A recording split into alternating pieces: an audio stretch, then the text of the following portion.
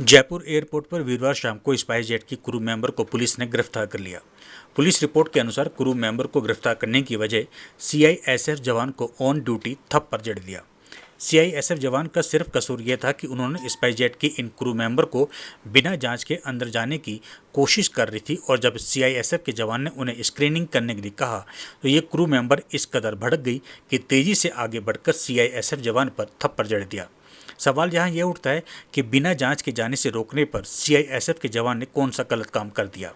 खुदा न खास्ता अगर उस समय कुछ गलत हो जाता तो कसूरवार सिर्फ और सिर्फ सीआईएसएफ का ये जवान होता। सीआईएसएफ की इस जवान की पहचान गिरिराज प्रसाद के तौर पर हुई है। ऑन ड्यूटी के दौरान हुई इस घटना के बाद गिरिराज प्रसाद ने एयरपोर्ट पुलिस थाने में केस दर्ज करवा दिया। गिरिराज प्रसाद ने रिपोर्ट में कहा कि क्रू मेंबर अनुराधा रानी की बैक ऑफिस में ड्यूटी थी और वह सुबह 4 बजे एयरपोर्ट पर पहुंची थी। इस दौरान सीआईएसएफ के इस जवान की ड्यूटी भी एयरपोर्ट पर थी। गिरिराज ने अपनी रिपोर्ट में कहा कि अनुराधा जयपुर एयरपोर्ट के अंदर एयर साइड में व्हीकल गेट से एंट्री करना चाहती थी। इस पर उन्होंने उसे रोक दिया और स्क्रीनिंग कराने के लिए कहा। इस पर क्रू मेंबर ने महिला स्टाफ नहीं होने का हवाला दिया और स्क्रीनिंग करवाने से साफ मना कर दिया।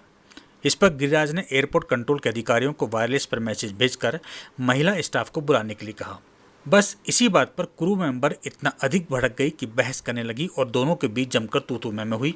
इसी दौरान महिला स्टाफ पूनम कुमार और हंसा गेट पर पहुंची और अनुराधा को समझाने की कोशिश की, लेकिन देखते ही देखते अनुराधा रानी ने उसकी गाल पर थप्पड़ जड़ दिया।